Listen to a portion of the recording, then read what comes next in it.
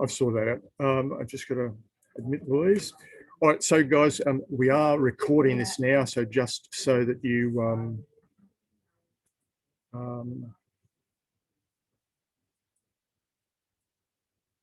just so that you know. So welcome to the Term 1 Central Queensland GEG for 2021. As I just said, this has been recorded, so please just keep that in mind, and we will share this recording with you at the, well, it won't be this afternoon, but it'll be sometime tomorrow. So in this GEG we're doing this afternoon, we're looking at Google Sheets. So Sheets is an awesome tool.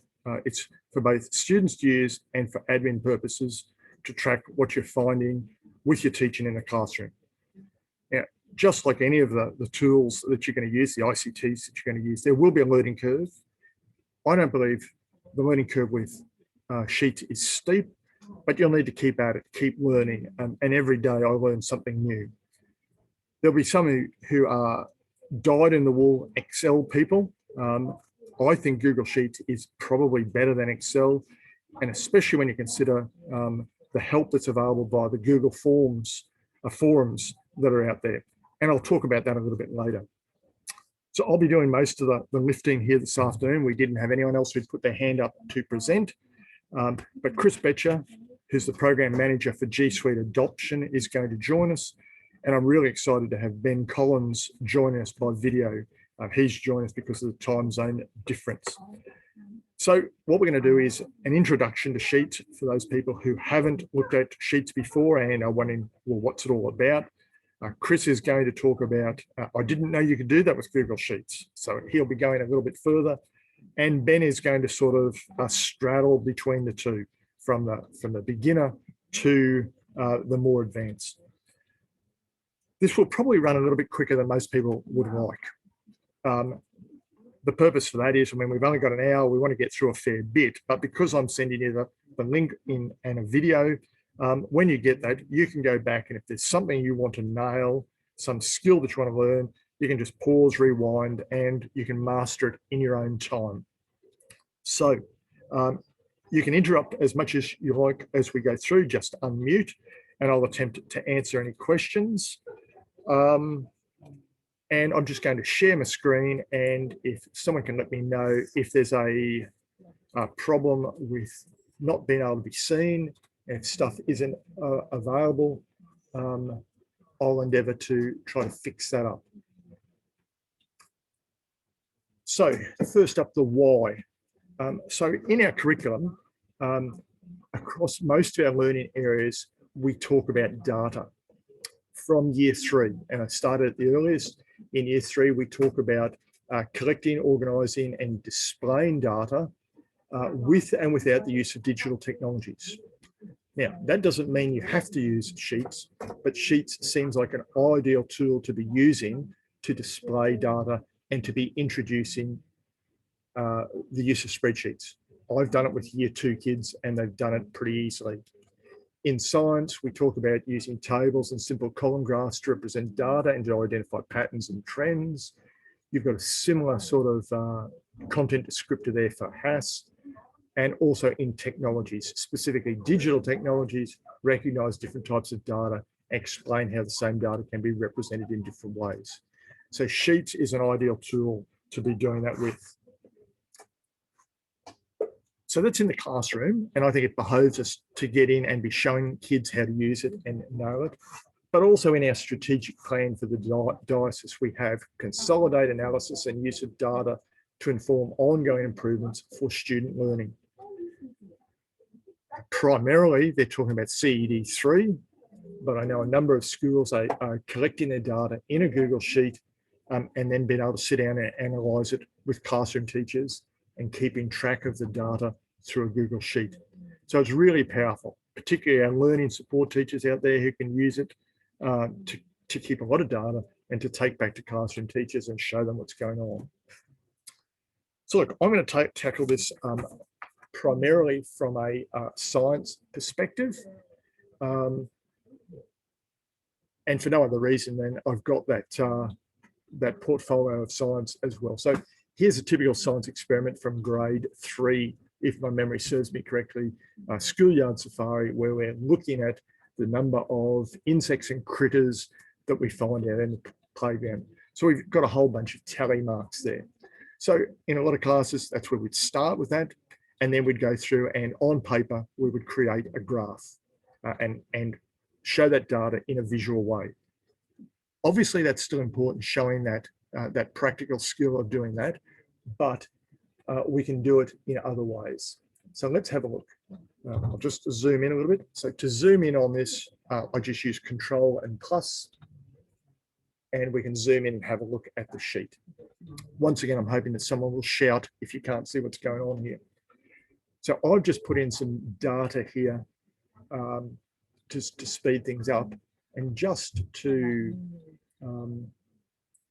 show you, if you've never used Sheets before, if we go to a new tab in Google Sheets, if we come up here to the waffle, and if we click on that, you can just scroll down, click on Sheets, and a new Google Sheet would open.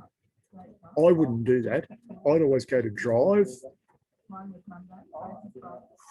I'd find the folder that I want to put that in, and I'll just use this one here because it's pretty safe. So I'll go into the folder where I want to store it, and I would go New, Google Sheet, and I'd create a Google Sheet that way.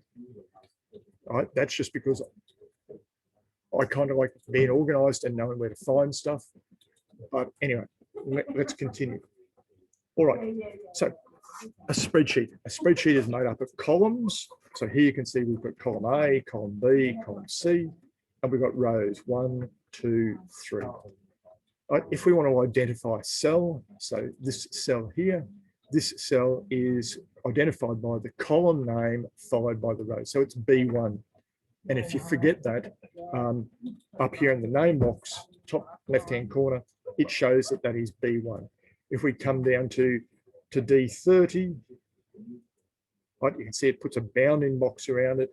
It highlights D, it highlights 30, and it shows you there you're in D30. So, I mean, there's some of the basics that you need to explain to kids.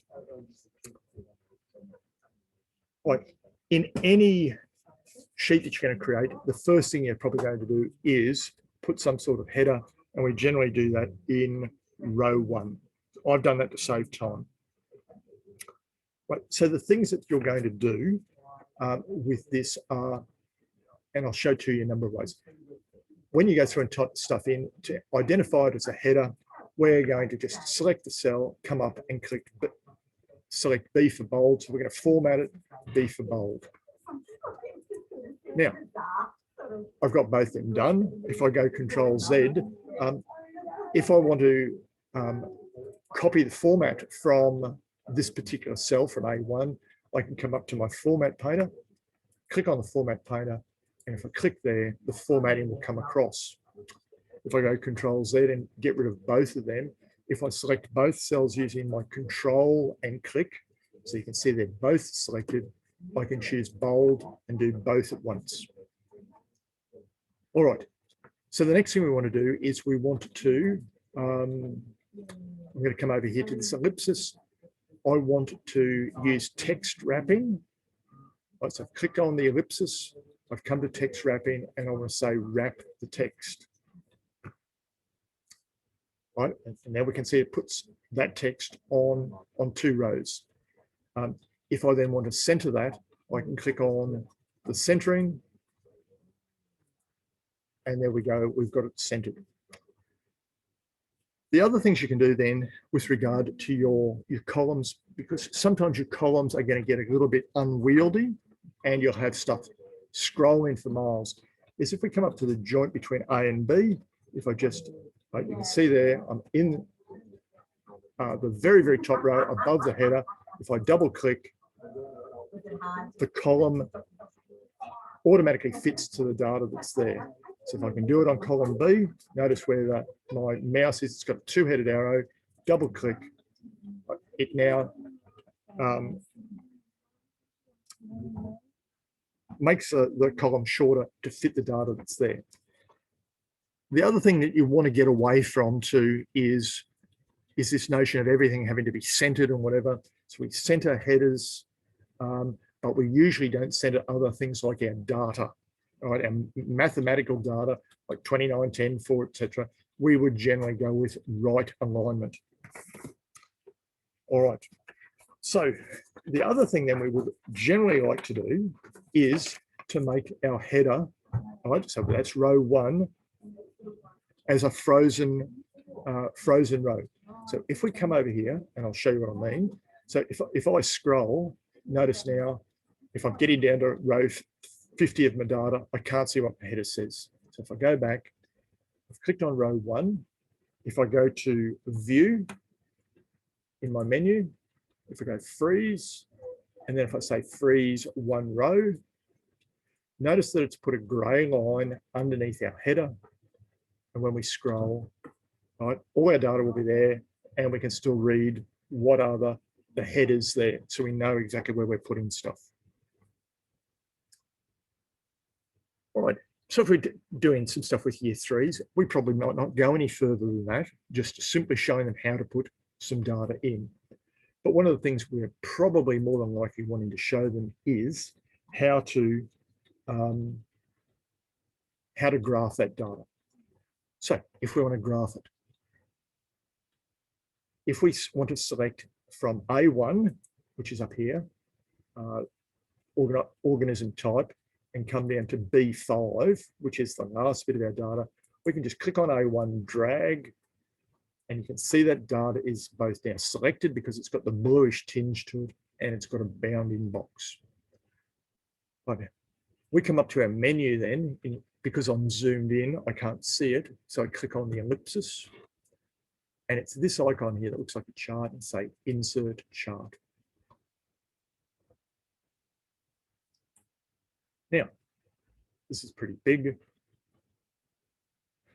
So as far as charts, etc. go, I mean, one of the things I think you're going to have to talk to kids about is choosing the right sort of chart.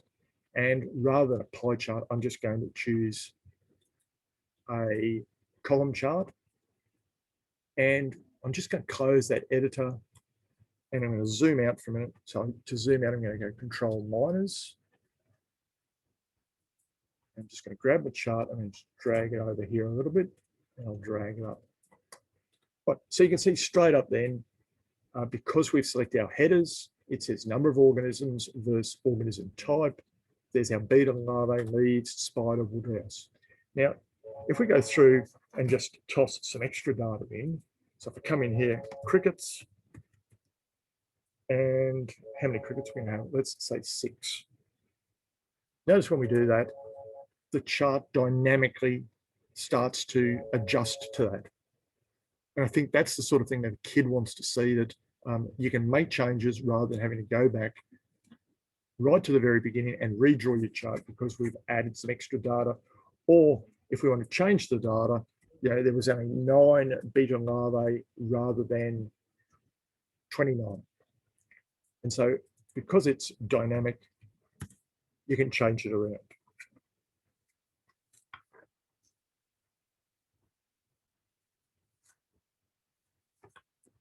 All right, everyone good with that for now? Feel free to ask a question. Right. So as the kids get a bit older, and I'm not sure whether you need to do it in grade 3, but as they get a bit older, you might want to go through and say, well, okay, can we do something mathematically with this data? Like, can we add up how many organisms we actually collected for the day? So if we come down to row 10, right, and leaving a little bit of space in case we're going to add some more data, we're going to come over here to A10, and we're just going to type in the word total, and you can go through and make that bold if you like. Right, so make it bold. Now, there's 2 ways to go through and put your formula in. All formulas start with equals. And that's not equals, there's equals. So equals, the formula for addition is sum, and it automatically prompts you for that as you type that in. And then we have to put an open round bracket in. And what we do then is we come up to B2 and we drag down to B6. So we just drag down. So you can see that's highlighted. You can also see, if you have a look up here, the formula bar, you can see that it's written out there as well, so that you can see what's going on. And we finish it with a closed round bracket. And to finish it off, we hit enter. So there is the formula. Everything is added up for us really quickly. So I'll just delete that and do it again quickly. So equals sum, open bracket, drag down to select. So I've actually selected B2 to B6, close your bracket and hit enter. Now, if that seems too complicated, some will know that up here in our toolbar, we have the sum tool. So if we click on that, we click on sum. So it automatically puts the formula in, got the open close brackets, just choose the range that you want and hit enter. Right, so there's a couple of ways to go about that. All right, pretty straightforward. Formulas are where Excel and Google Sheets, all spreadsheets, that's where they come into their own, is the ability to do that. Now, as part of your data analysis, you might want to say, well, I wonder how many of those, what is the percentage of our organisms that are beetle larvae? What are the percentages that are spiders? What are the percentages that are leaves? But so we could go through and we could put in a new header here. So percentage total. Now, if you make a mistake when you type in, and I'd like to think I did this intentionally, but I didn't, you just come up to your formula bar and you can change it there, percentage total. And we go back and do what we did before, our formula of bold, text wrapping, and centering. So it's the same. All right. So this is a slightly more complicated formula. All formulas, as I said, start with equals. So what we want to do is we want to take this number, B2, 29, and we want to divide it. And when we use the divide on our keyboard, we don't have divide, so we have a slash. So we type in a slash, and I'm just going to zoom in a little bit so you can see that. So Control plus. Oh, so there you can see the slash. And we come down then and we choose B10 and hit enter. Right, let's come down. All right, so the formula is B2 divided by B10. Now, that's probably not the format that you recognize or you want. So if we come back up here to column C, click on the C, we can go format, we can go number, we can come over here to percent and say, well, let's express that as a percentage. How good is that? You know, so it automatically turns it into 56.86%. Now, we don't have to do that for every row down. We can use what we call the fill handle, and the fill handle is this big blue thing right at the bottom there. We can use the fill handle and just fill down. So while that's selected, we click on the blue fill handle, bottom right-hand corner, and we just drag down. See how it's starting to have the dotted line? There's an error. I don't know why there's an error.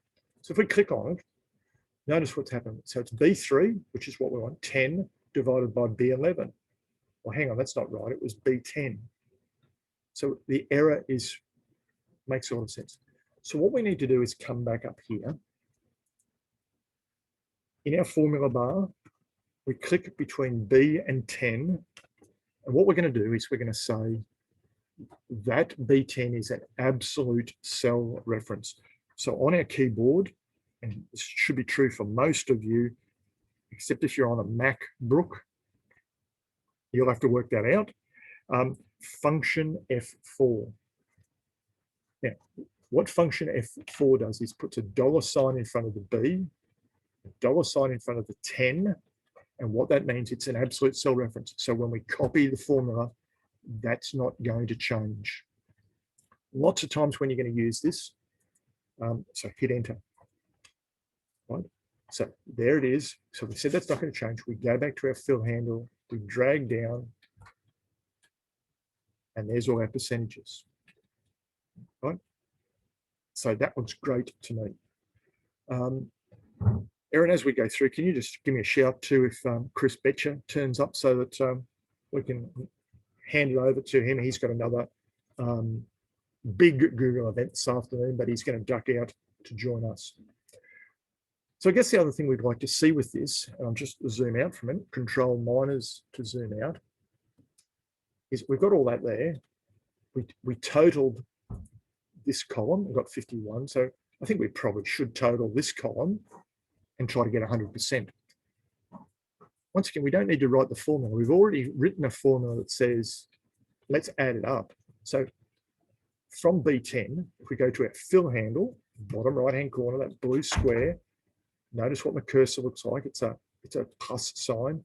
If we drag it across, it's now going to say, well, let's sum C2 to C6. It knows what to do. Now, there's some huge time-saving stuff in there for kids.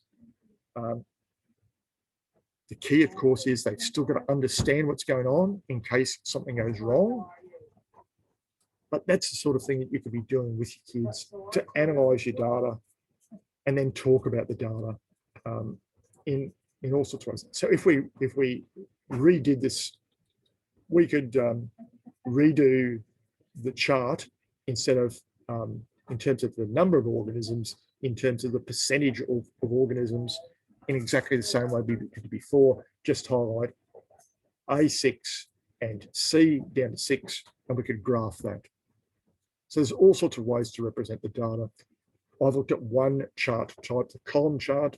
There'll be times when, particularly with percentages, you might not want a column chart. You might say a pie chart would be better. But that's all part of helping kids analyze data. All right. I've gone on for a fair while there. Anyone got any questions that they want to ask? Yes.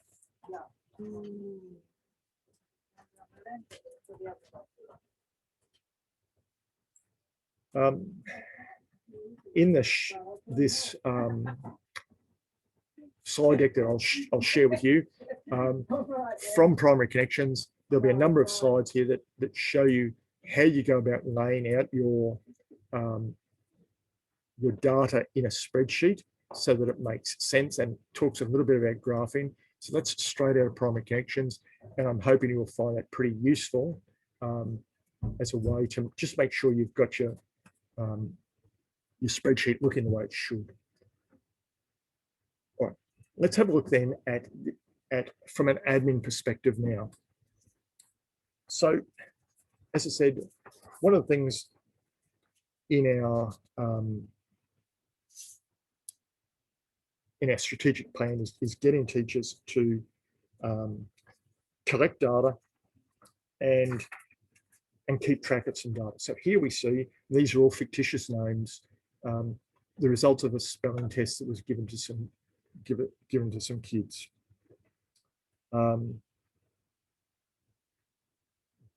Ben Collins, in his video shortly, is going to talk to you about how we might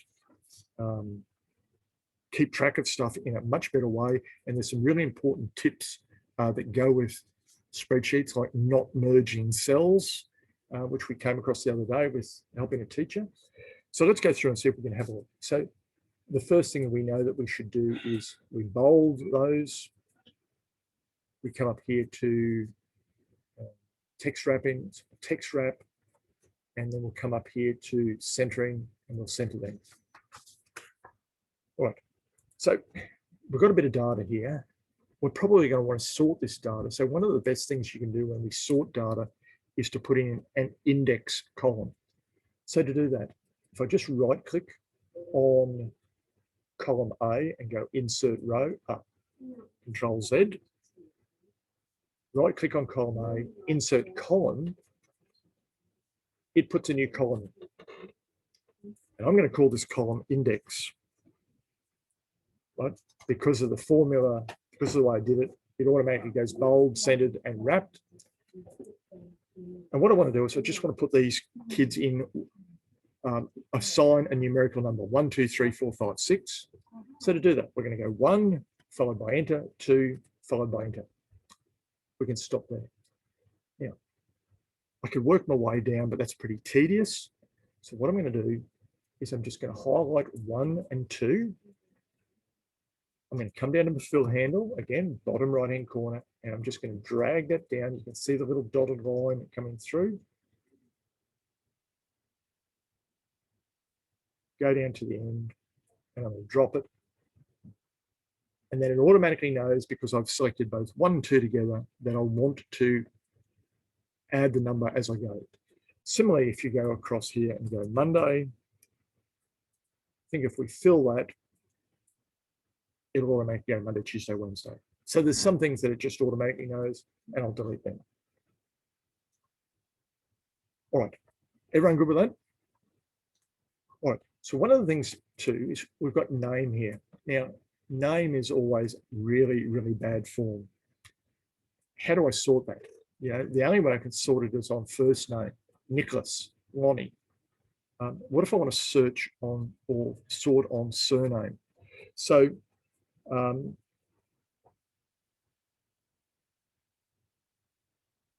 what we're going to do is try to get around it. So we're going to click on column C. We're going to go right click and insert a column on the left. So now I've got B with an empty column followed by spelling result. Right. So in here, I'm going to go up to data and scroll down until I find split text into columns. Now, what it's going to ask you for, you see this little box, it'll pop up in the oddest places, so you've got to have a look for it. What separator do we want to split this on? And I want to separate it on the space separator because it's Paul space Rayner. So I choose space, and there it is automatically done. So it's in 2 columns. So if I just, again, use the fill handle, drag that down, Control Z, that's not going to work. So let's do it down here, see if this works.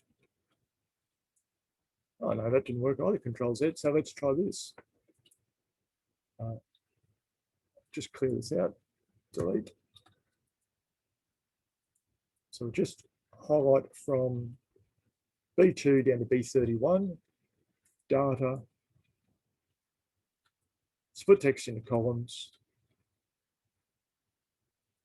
space, and there you go. So, you know, if you make a blue with this, you can easily go back and work out how it should work. And there you go, it's still got a blue. So data, split text into columns, space, and now I fixed it up. Enter, space, sort of fixed it up, split text in columns, space.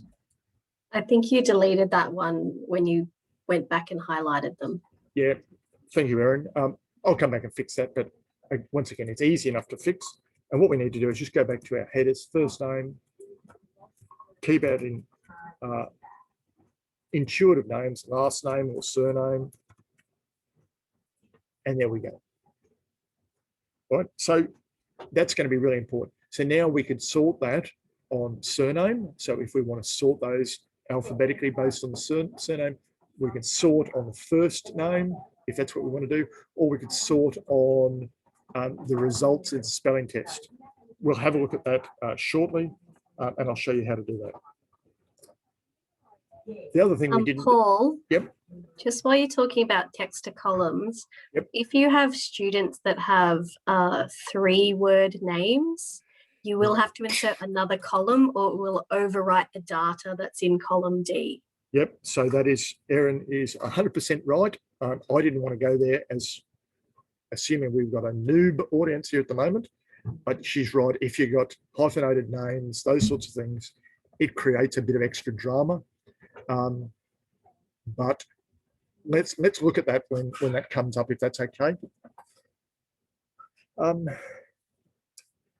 so the other thing we didn't do is didn't freeze this, and that's pretty important. So we've clicked on row 1, view, freeze 1 row. Now, as we try to visualize what's going on,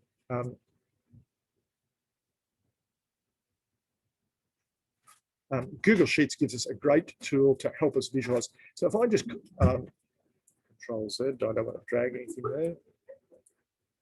Redo that. Right, so I'm just going to highlight from column 1. So I'm in the column box from 1 down to 31. So I was right over here on the left-hand side. And if we go up to Format, Alternating Colors, you can choose what you like. I'm just going to choose the defaults. But that helps you go through and read, along a row as you're collecting lots and lots of data to make it really easy to see. And I'm hoping that people are going to shout. Don't forget, you can go back and review this as you watch the video. So the other thing I might want to do is I might want to see, well, who are my strong performers in the spelling? Who are my not so strong performers? So we're going to use just the traffic light system. So if it's greater than 15, we're going to make it green. If it's been between 15 and 10, we're going to say, well, okay, that's okay. Maybe they need some work. But if it's less than 10, we need to highlight it as red because we want to come back and work on that. Now, they're just arbitrary numbers. Don't crucify me if that's not the way you would normally do it. But let's have a look. So if I just highlight this data here, if I go up to Format, come across to Conditional Formatting. Right, so let's put in my rules. So the format cells if. The first one was if it's greater than 15. Greater than, there's greater than, and here's my value, 15. I come down here to the color, the fill color, and I just choose bright green. Done. I'm going to add another rule. See how it's automatically populating. Add another rule. Same range, D14 to D31. So if the number is between 15 and 10, 19 won't work. I'm going to make the color orange. Done. And add another rule. And if it's less than 10, we're going to make it red. Done. And we'll just close that when we're done. Now, for whatever reason, because I zoomed in, I've only got half the stuff happening. So there's a couple of ways to do that. So if I go, well, let's just do the whole column D, format, conditional formatting. So I can come up here and I can change that from D14 to D2. Choose done. That's probably the easiest way. Change 14 to D2. Done. And change this one, D14 to D2. Right, and now we've got all the data there. So that conditional formatting, I think, is really, really useful for the sorts of data, mathematical data, spelling data, those sorts of things, just so you can quickly go through and say, well, who do I need to spend a bit more time working with? Right? Now, the other thing that we would have a lot of teachers using iPads. Lots of teachers are provided with iPads, and you might want to go through as you're walking around the classroom and select different kids. So if we choose column E, and we go to insert tick box, there's a tick box that you can go through really easily and go through and just check off for a particular purpose, right? So highlight it for a particular purpose. Now, the problem with doing it that way is that it's the whole column that's done. So I'm just going to go Control Z there, and I'm just going to go from E2 down to E31, and I'm going to go insert tick box, and now it will only put it where I have it. Right, so I'm just going to go through and tick a couple. So if you've got a lot of kids and you want to know how many things you ticked, sometimes if you're old like me, you can't always necessarily see it. So you might want to find a way to count it. So again, we come back to formulas, and you're going to have to ask questions here, but to find the formula, because this stuff is not intuitive. But we know that it always starts with equals, and in this case, it's called count if. Right, so we choose count if. We've got to put our range in. So when we put a range in, now I could select this by just dragging down, I think. I'm hoping. No, it's too late. All right, so D2 colon D31. All right, so that D2 to D31 means from D2 down to D31, I'm going to put a comma and type in true. It's already got the closed bracket. It's not showing any errors, and hit enter.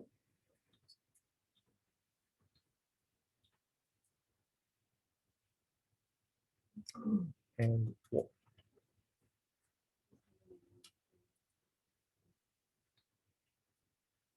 Anyone see an obvious reason why that's not working?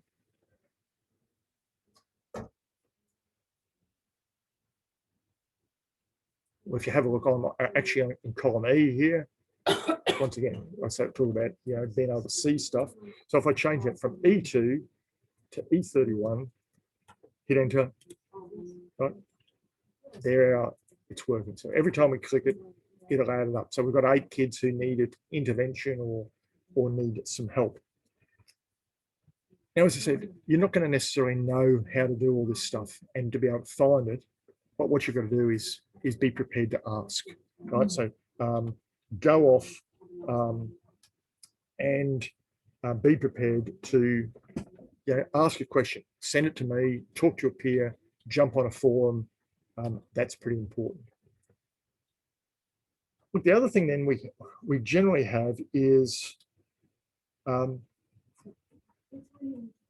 able to just have a look at the data and see what data we've got there.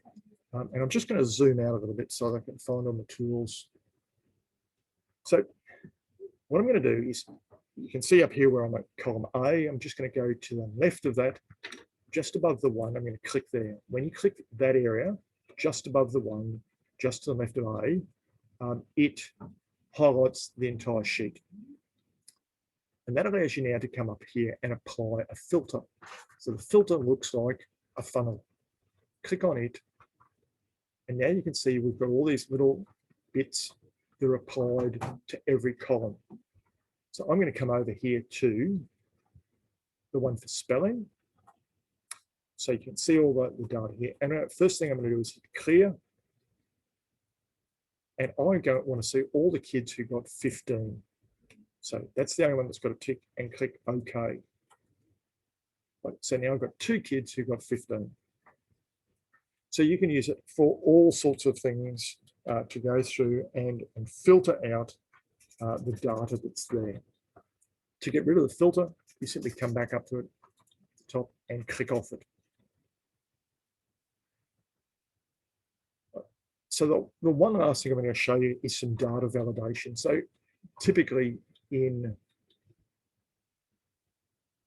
schools, we put kids into groups, and I'm just going to use this as an example, and I'll explain another one in a sec. So the first thing I want you to do is go insert, column to the left. And what we want to do is we want to put some groups up here. Now, rather than typing them in, what we're going to go do is go up to data. We're going to come down to data validation.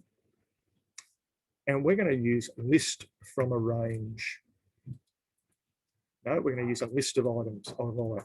So list of items, and we're going to type in the names of our groups will all be plants, so daisies, marigolds, pansies, petunias.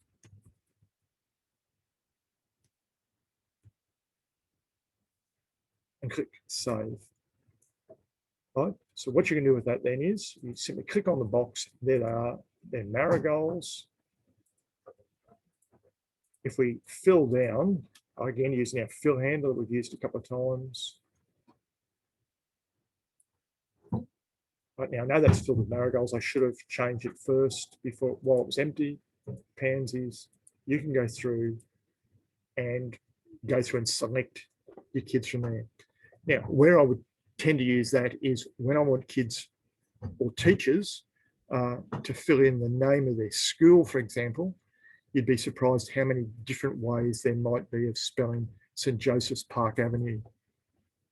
Right? Now, if you then want to filter on St. Joseph's Park Avenue, and you've got it spelled 14 different ways by those people who filled it in, that makes it very hard. If you go through and use your data validation, then that makes it a heck of a lot easier, and you know there'll only be one way of spelling it. So look, there's some of the, I guess, the introductory aspects of Google Sheets that you can go back and have a look at your leisure. Does anyone ask any questions before we jump in and continue?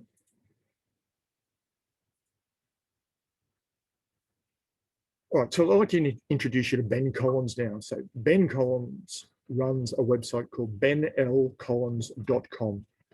I'll share this with you.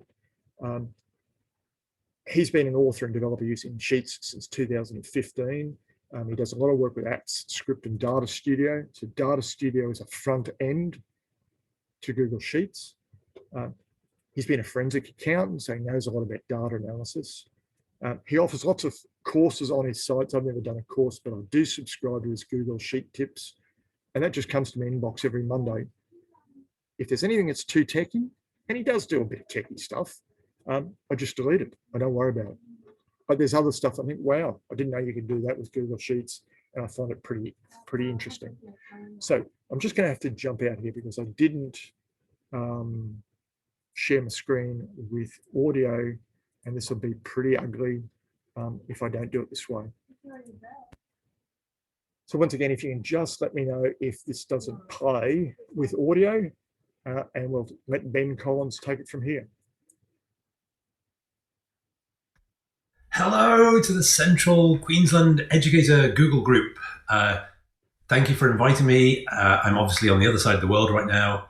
I'm near Washington, DC, where it's about -5 degrees, so obviously a little bit different to where you are right now.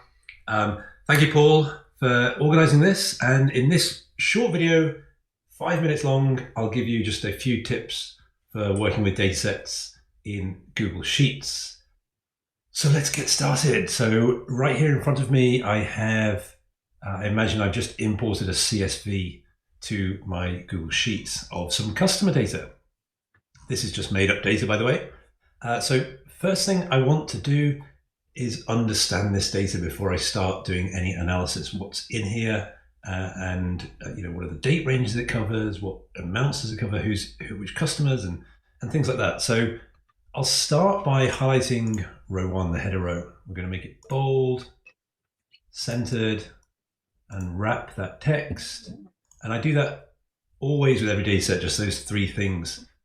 to make sure that it's consistent, it looks consistent. Next thing I do is add the filters.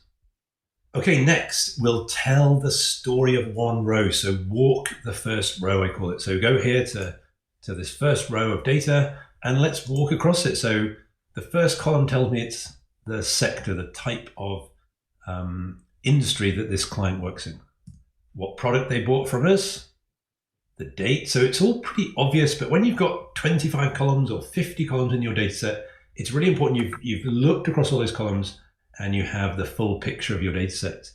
That way you can really understand what's there and what type of analysis you can or can't do and that sort of thing.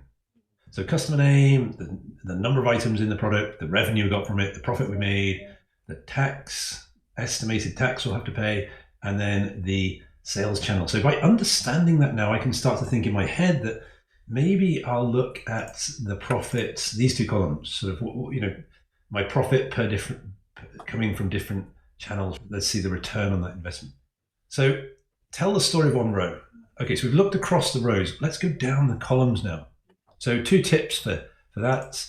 With these drop-down menus, the filter we added, you can drop that down, and it's a little bit harder because I've zoomed in so far, but you can go and see what's in these columns.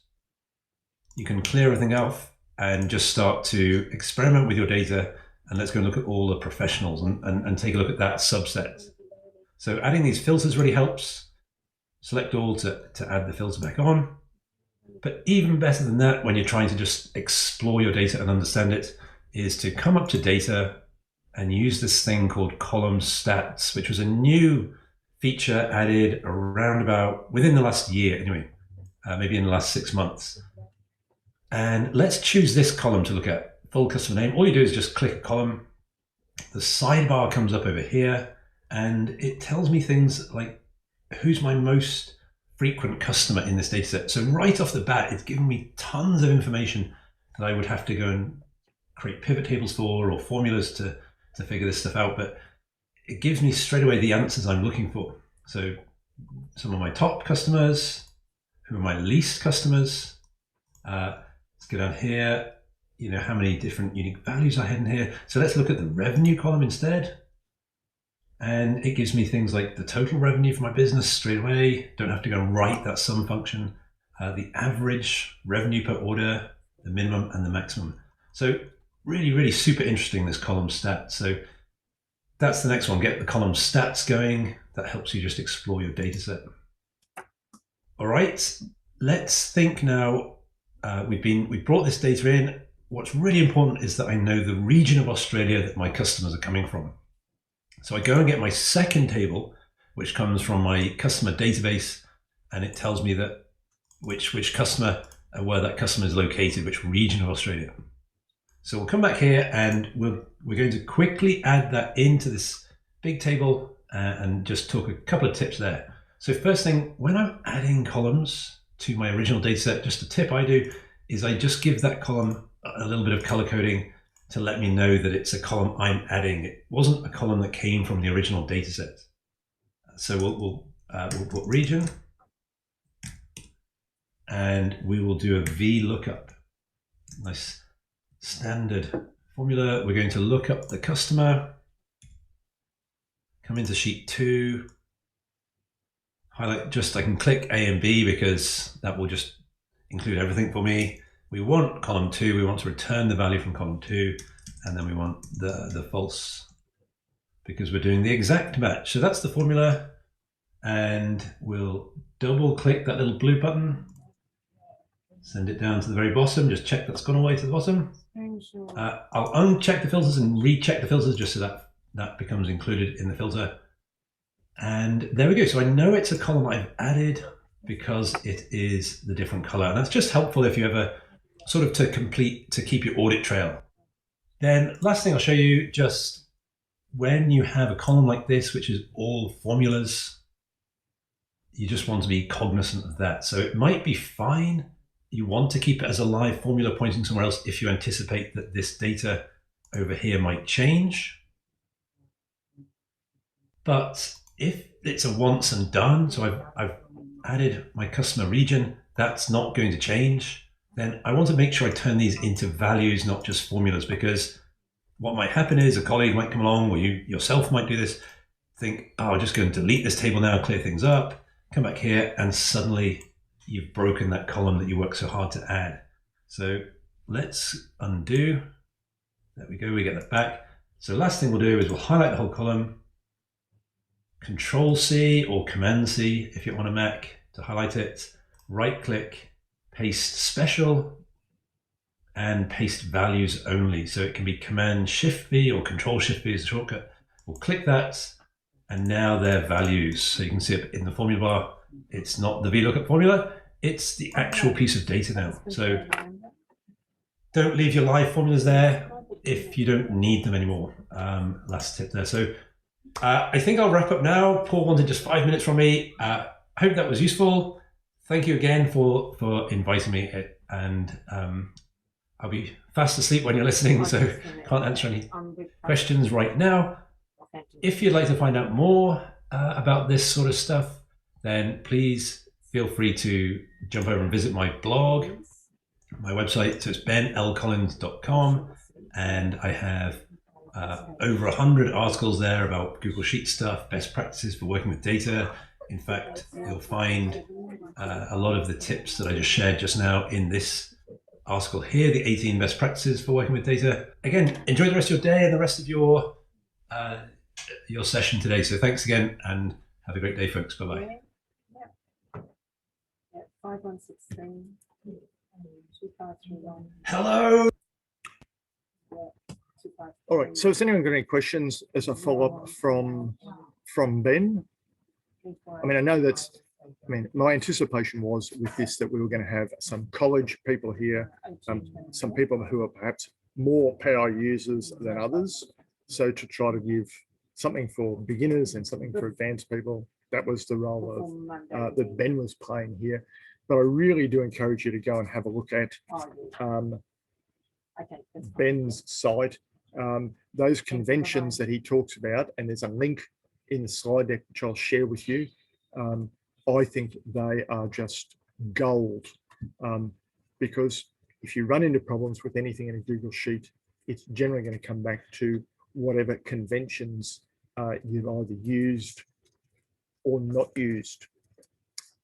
I'm just going to share this with you. It doesn't look like Chris has turned up, so we might sort of make this the last, unless anyone's got any questions. But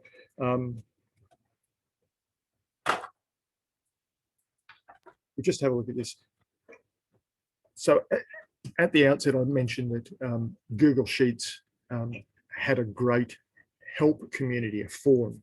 Now, we have to be careful there. You know, if you go in asking questions without attempting to solve any problems on your own,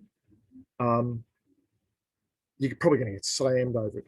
But if you've made a really solid attempt to go through and find a solution to your problem and try to learn how to go about it, then you'll get any amount of help. And I've had enormous help on Google Forums to get stuff done. And this is just an example of a transcript. So I was working on a spreadsheet on Tuesday. I needed to be able to grab the header based on the high score, and had no clue how to do it. So on the right-hand side here is my attempt at explaining, and on the other side is someone from the web who I allowed to come and use the form or use the sheet. So I opened it to the world, and a few people came in and had a look. The first one who had a look,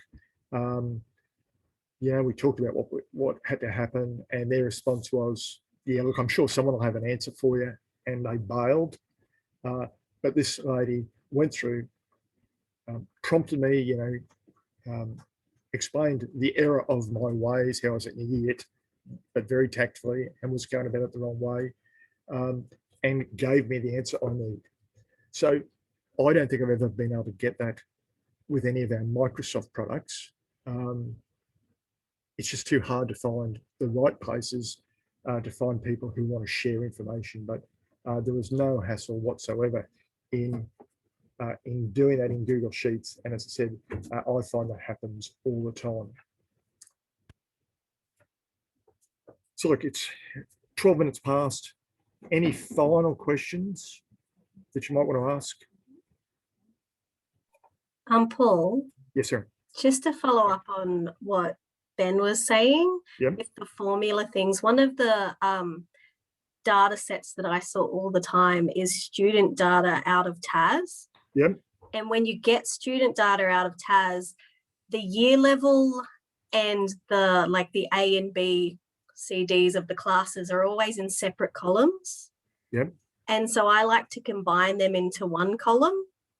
So it's super easy to write formulas to do that. And then it's super important to change that validate is to paste the values. If you're getting used to get rid of your formulas, paste the values, you can sort things super easily.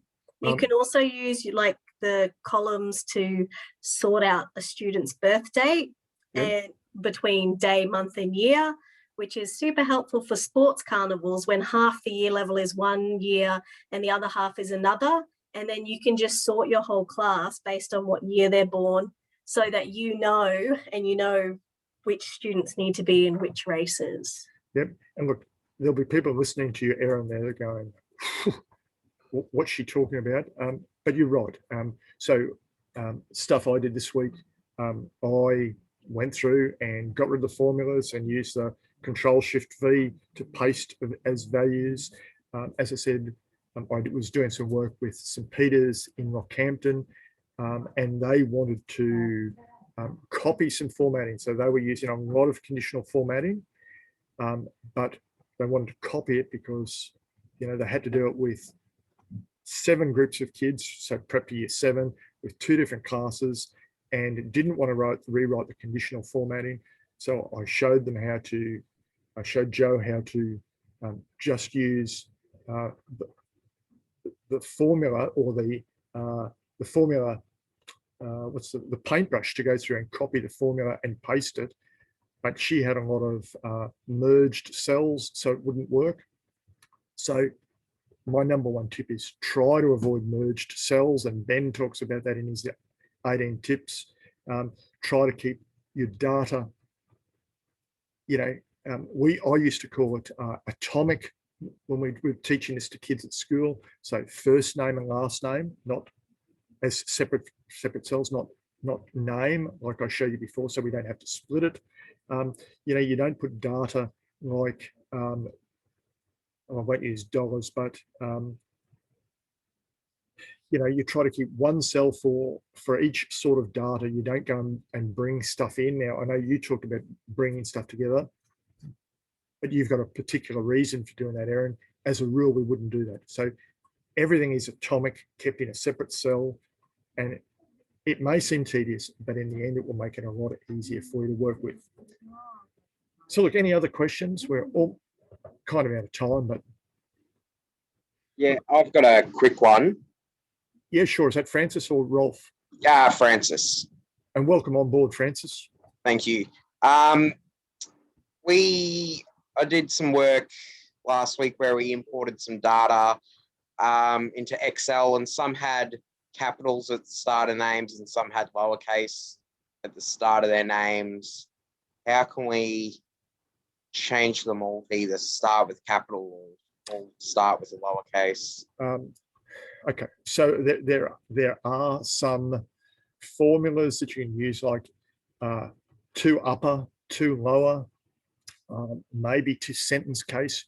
I'd have to have a look, but there is, if you Google it, it will pretty quickly show you how to do that. That is Excel, and look, I haven't used Excel for forever, but there is just a simple formula that says equals 2 uppercase, 2 lowercase, something along those lines.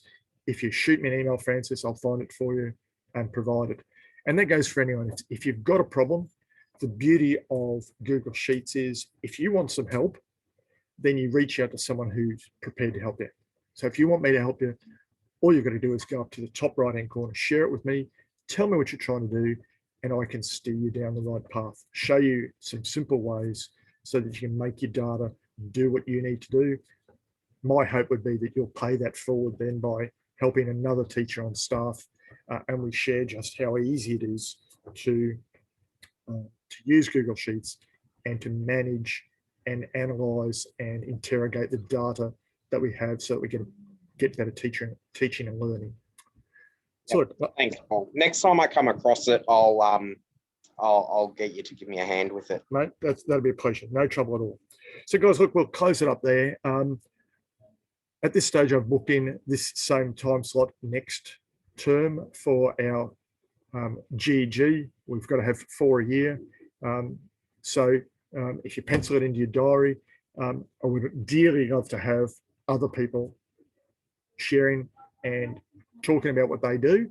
So I'll have some information out. So please don't be afraid to put your hand up and show us what you're doing with anything in your classroom with ICTs. So thanks for joining us. The video and slide deck I'll be sharing with you sometime, probably tomorrow morning, as soon as it comes through from Zoom. So thanks for joining us. We'll see you next time.